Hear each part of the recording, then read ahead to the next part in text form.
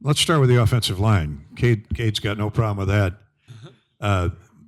That's a critical component to the success on offense every year, but especially this year. Wouldn't you agree? Yes. Okay. So he's the first one to tell me, nobody knows who we are until we make a mistake, till the flag flies. So I give you a chance to boast, and I get a one-word answer. That's terrible for radio, but we're not on radio tonight. Yeah. But all right, tell us about the offensive line as a unit. Very good guard to guard last year. You know that. You and Nick DeYoung were beat up a lot, but we got some depth there, and everybody appears to be healthy, huh? Yeah, it's really good. We got a lot of guys back this year. Kind of a run-it-back mentality, I feel like, for a lot of guys on the team. And having health is the first thing. We have those knee braces for a reason. It's pretty hard down in those trenches, but we love it. We love playing for each other. We love blocking for quarterbacks, blocking for running backs especially. And, depth is always a great thing, but, we're very simple, good people, and that's all we care to be for everybody in the state. So tell me about this quarterback next to you. I mean, on the field. Yeah, I mean, he had his event to go to, and he may seem all fancy and too cool for school, but he said it. He came in and said it was business casual. I said, that's not business casual. That's business formal for one. But Cade, I told everybody business casual. Well, apparently everybody gets the same message, but to a different degree. This is business casual. So yeah, no. Well, he's a quarterback, right? But I've known Cade for a while now. Hosted him on his first visit here to Iowa City, and was super nervous when I met him. But he's just really down to earth guy, and he's always in the offensive line room, and we always appreciate that. And gives back to us. Is always hanging out with us more often than not. So just a great dude all around, and we appreciate him for coming here. Good stuff, Mason. Cade, you were at Michigan, come to Iowa, talk about that transition. Why Iowa? What did you see here with the Iowa fans, Kinnick Stadium, and Coach Ferentz? Yeah, I think, first of all, like the transition for me couldn't have been easier. I thought it was going to be so much more difficult than it was. I think everyone on the team was just so welcoming, and something that really stuck out to me, I always want to tell people this about my first time being in the building, was how much Coach Ferentz and the team stress eating dinner together. That was something that I'd never been used to, whether it was high school or being at Michigan, was the whole team, no matter what, we had team dinners that everyone sat down, no phones, and we had, a conversation with one another, and we got to know each other. And I think for me, being able to be exposed to that level of brotherhood was something special for me, and was something that I was truly happy that, I made my decision to come here. And I think really what led me to Iowa was just really the opportunity that obviously everyone knows that we have a really good defense. And I think, what the vision is on offense and where I think we can go, I think we can really take this program to the next level. And I was more than interested in being a part of that. Now that you've ripped and rehabbed both ACLs, what is your mindset? I mean, I know the rehabilitation is so much different than 25 years ago, and you look great, and you tell me the knees are solid. You reported back in June. Give us a rehab update. How do you feel? What's your outlook? Yeah, I feel really good. As soon as we got back in June, I was officially cleared. So I've been participating in all team activity, all football to conditioning to weightlifting. I've been 100% through everything. I think, the first knee was actually my MCL, and this one was my ACL. And I think just the difference in rehabs have been so much different, and that was something I really wasn't expecting. But right now I feel really good, and I feel in shape. And I think one thing with this rehab versus the other one was I was able to throw a lot more with this rehab than I was the last one. So I think my arm and my accuracy and my footwork I feel a lot more ahead than I was this time last year. Beautiful. Let's go to Jay Higgins in defense. Thank you, Cade. Cade, well, hey. So yeah, go ahead. We're in 7-on-7 2 days ago, and Cade decides to leave the pocket. He left. And I don't know if you guys ever watch linebackers, but when the quarterback leaves the 5 guys protecting him, we get pretty excited. So So I see Cade rolling out, looking downfield, and Coach Wallace teach you find a spot on the jersey and you just put your face mask on it. And almost forgot that we were in practice, so he would have been out a little bit longer. Hey, this is why he's the best in the country. Yeah, you don't see a teammate, do you? You see a quarterback, and well, you wonder why Phil Parker's defenses are so good, and Seth Wallace is a maniac. But you guys love that. But how valuable is it to have him back? Please take care of him, even from a defensive perspective. Yeah, obviously on the field, it's good to have a good quarterback out there. And, we need guys to show up on Saturday. That's what we do. It's all about performing. But what he brings off the field that not everybody knows about, he's a natural born leader. For me, I came in here and I had to talk to people.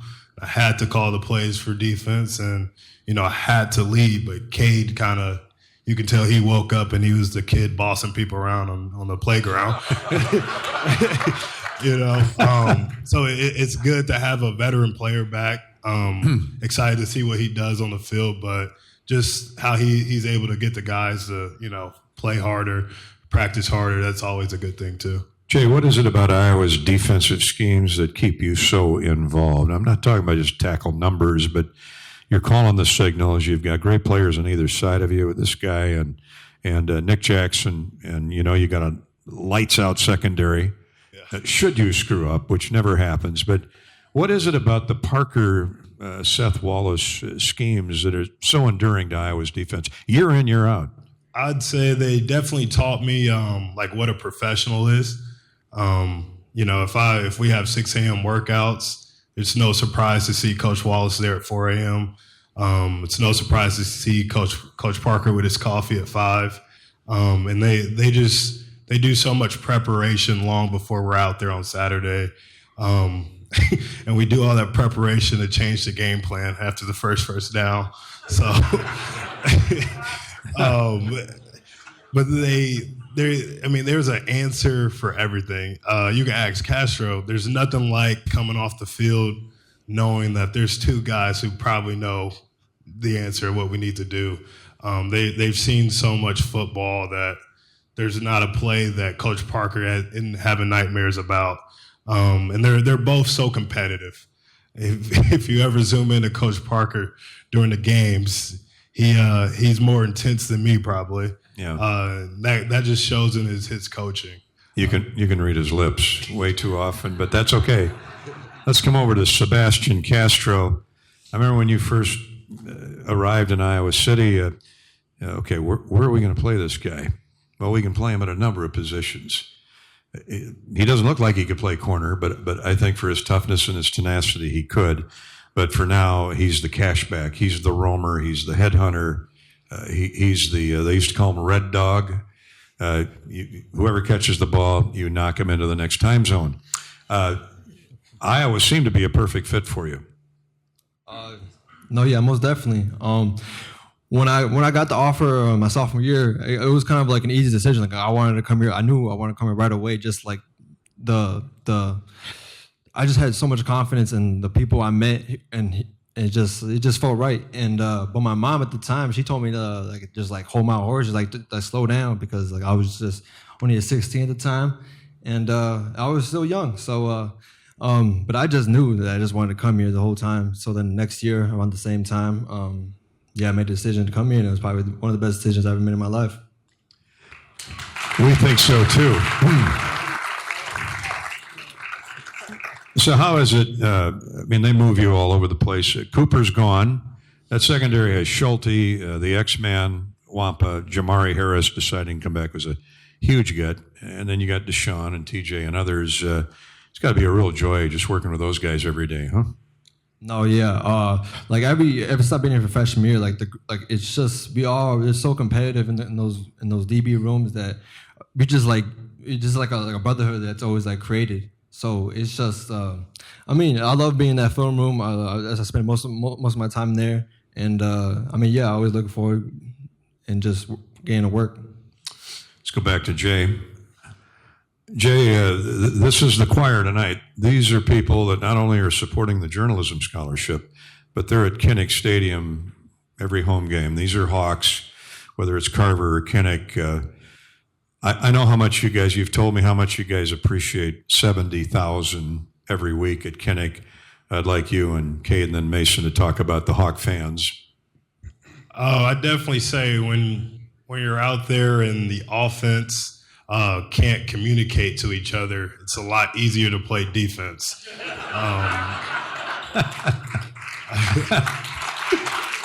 Well said.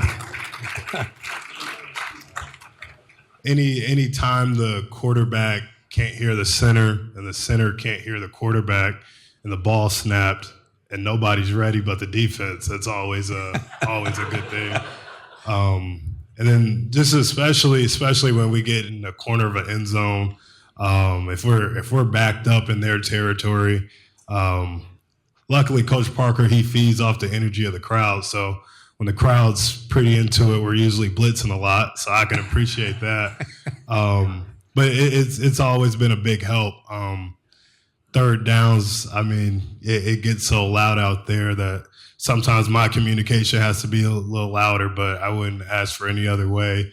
But the guys feed off the energy of the crowd, and we just have this standard Iowa, the play the Iowa way, and I mean, you guys are the people we play for. I don't know if I'd be out there hitting people in the head if nobody was watching. So,